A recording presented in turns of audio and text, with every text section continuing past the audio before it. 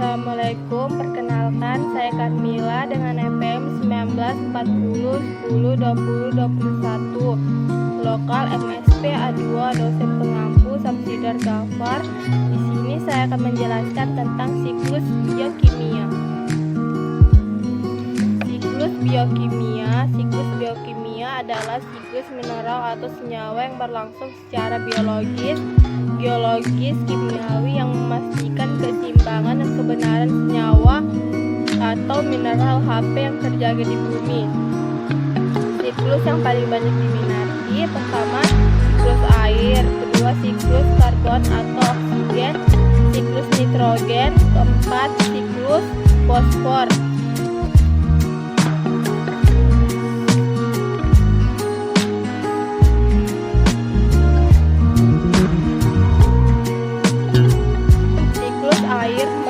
Dari laut, yaitu badan air terbesar.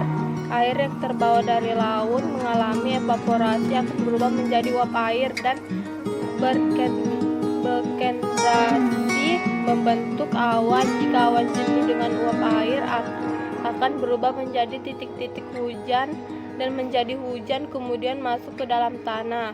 Kedua, siklus karbon atau oksigen.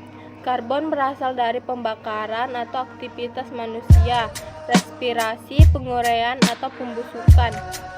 Daur nitrogen. Sumber nitrogen merupakan atmosfer atau N2. Atmosfer N2 difiksasi nitrogen menjadi bakteri akar pada kacang-kacangan.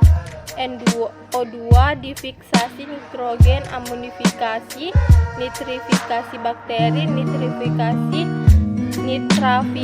bakteri, nitrifikasi O2 plus NO2 minus, kemudian NO2 minus ditangkap oleh tanaman dan didetrifikasi NO3 min N2 pada atmosfer. Keempat, daur fosfor. Sumber fosfor alami yaitu batuan mengalami pelapukan, kemudian pada tanah diserap oleh tanaman, kemudian dikonsumsi oleh hewan, kemudian disekrasi zat sisa pada tanah, terbawa ke badan air, kemudian terbawa ke laut dan disedimentasi di laut. Kemudian daur nitrogen. Daur nitrogen merupakan gas nitrogen yang paling banyak dikonsumsi di atmosfer bumi. Gas nitrogen yang ada di alam dapat diikat oleh bakteri nitrogen atau fiksasi nitrogen. Bakteri yang diikat oleh Rhizogium dan Azotobakteri. Hewan yang sudah mati akan didekomposisi, kemudian hasil pembusukan akan diubah menjadi anaerob dan aerob.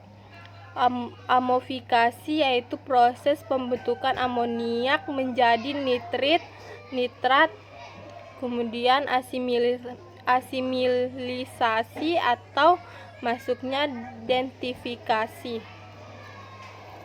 Kemudian daur karbon. Atmosfer menghasilkan oksigen.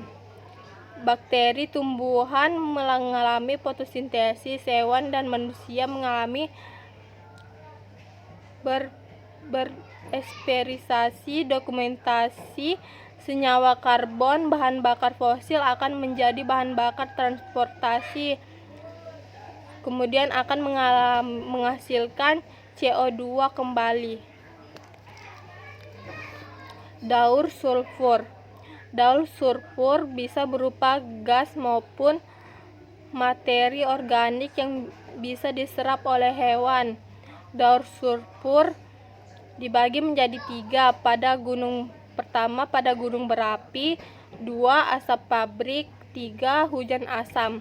Sulfur bakteri produksi sulfur anaerob gas sulfur dan subsida oksigen, oksidasi sulfur, oksidasi sulfat. Sulfat dalam organisme kemudian diserap oleh akar dan diasimilasi perombak aerob. Kemudian sulfur dalam organisme perombak kemudian menjadi anaerob. Daur fosfor dibagi menjadi dua, yaitu organik dan anorganik. Fosfat dalam tumbuhan bisa dimakan oleh hewan yang mati lalu diurai. Fosfat dalam tanah menjadi fosfat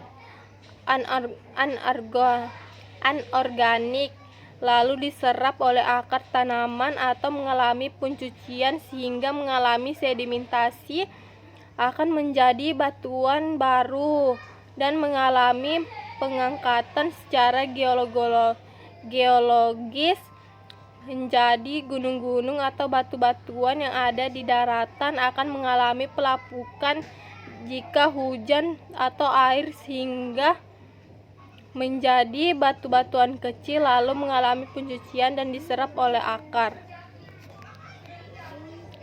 Segitu saja materi yang saya sampaikan. Sekian dan terima kasih.